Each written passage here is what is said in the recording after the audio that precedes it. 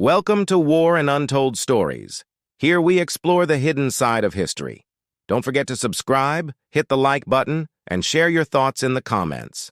Imagine being trained to fight, not for your country, not for honor, but for the sheer entertainment of thousands.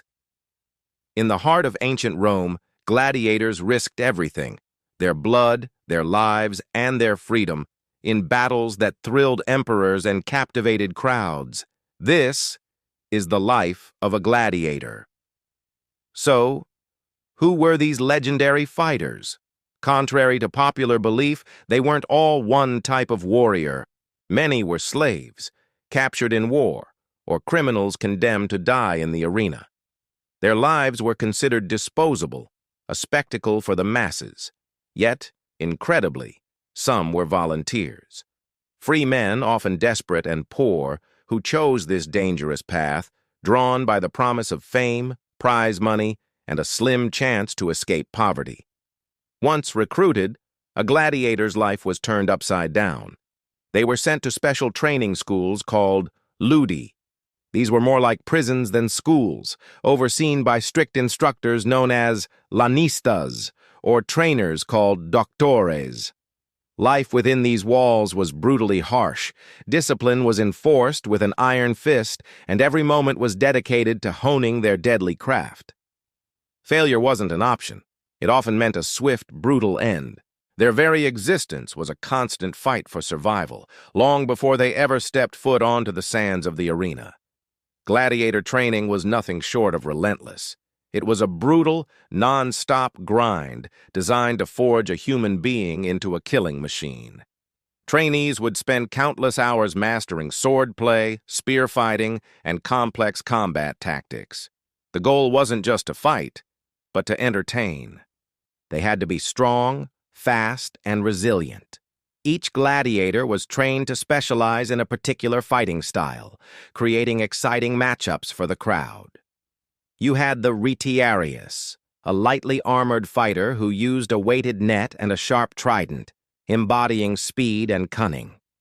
Opposing him might be the Murmillo, a heavily armored warrior with a large shield and a short sword, representing brute force and defense. Then there was the Thraex, equipped with a small shield and a distinctively curved sword, known for his aggressive, agile attacks. Day after day, these men pushed their bodies to the absolute limit, building the strength, speed, and endurance needed to survive even a single bout in the arena. Despite the constant threat of death, successful gladiators were the superstars of their day. They were celebrities, adored by the public. Fans would follow their careers, collect memorabilia, and bet heavily on their fights. The most famous gladiators earned significant prize money, received lavish gifts from wealthy admirers, and could even win their freedom, symbolized by a wooden sword called a Ludus. But this fame came at a steep price. Outside the arena, life was still incredibly restrictive. They lived in barracks under constant guard. Injuries were a daily reality, and with the limited medicine of the time, even a small cut could lead to a deadly infection. They were valuable property, but property nonetheless. Every cheer from the crowd was a reminder that their next fight could very well be their last. The grand stage for these life-and-death spectacles was, of course, the Colosseum.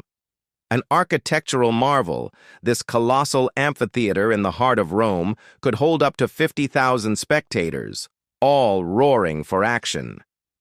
The games were more than just one-on-one duels. They were elaborate productions. Sometimes the arena floor would be flooded for staged naval battles, known as naumachia. Other times, gladiators were pitted against exotic and ferocious wild animals brought from the farthest corners of the empire. The crowd's role was legendary. While the dramatic thumbs-up or thumbs-down gesture is more of a Hollywood invention, the spectators' reaction absolutely influenced a gladiator's fate. Their cheers or jeers could sway the official overseeing the games to grant mercy or demand a final fatal blow. The Colosseum was a place of blood, skill, and raw public power. The variety of gladiators was a key part of the show's appeal. Each class had unique armor, weapons, and a fighting style that made for thrilling and unpredictable contests. We've mentioned the Thraex, with his curved blade, who often faced the heavily armored Murmillo. Another famous type was the Secutor, or the Chaser, whose entire design, a smooth egg-shaped helmet with tiny eye holes, was built to counter the net of the Retiarius. And then there were the truly exotic fighters, like the Gladiators, a master of dual-wielding who fought with two swords simultaneously, dazzling the crowd with a whirlwind of steel. Each gladiator was a specialist, a master of their craft.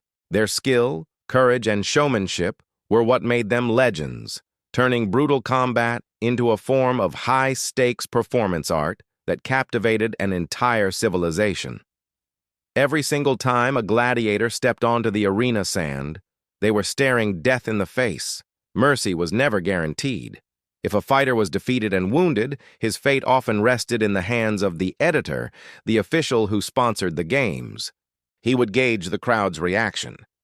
If the gladiator had fought bravely, he might be spared to fight another day. If not, the victor would be ordered to deliver the final strike. Injuries were brutal and frequent. While some gladiators managed to survive dozens of fights, becoming celebrated veterans, many others fell in their very first battle. So why did they do it? What drove them to return to the arena again and again? It was a powerful mix. The roar of the crowd, the intoxicating thrill of combat, the chance for glory, and the lure of prize money that could change their lives. It was a deadly gamble, but for many it was the only game in town. The legacy of the gladiators has echoed through centuries. They were more than just brutal entertainers. They became symbols of courage, endurance, and the raw human struggle for survival against impossible odds. Their stories have inspired art, literature, and epic films for generations, capturing our fascination with their deadly world. Today, the Colosseum still stands in Rome, a silent, monumental testament to their lives. It reminds us of the incredible bravery these fighters possessed, the immense suffering they endured, and the complex society that celebrated their sacrifice. Their legacy is a powerful story about the cost of fame, the thrill of the fight, and the enduring strength of the human spirit. Thank you so much for watching this journey into the world of the Roman gladiators. If you enjoyed this video and want to explore more stories from history, please hit that like button and subscribe to the channel. We'll see you in the next one.